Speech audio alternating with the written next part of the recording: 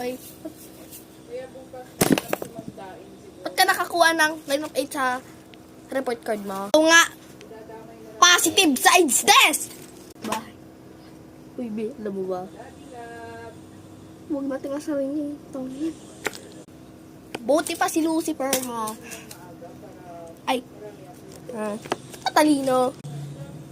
Eh, yung kilikili mo, ha? Mas mabaho kaysa kilikili ni Charlie Morningstar, ha? Magtapos ka? Cabbage. Ha? Bakit nasa cellphone ka? Bakit nasa tayo ka? Grabe na to. Hey. Ang dami mo na yan, ah.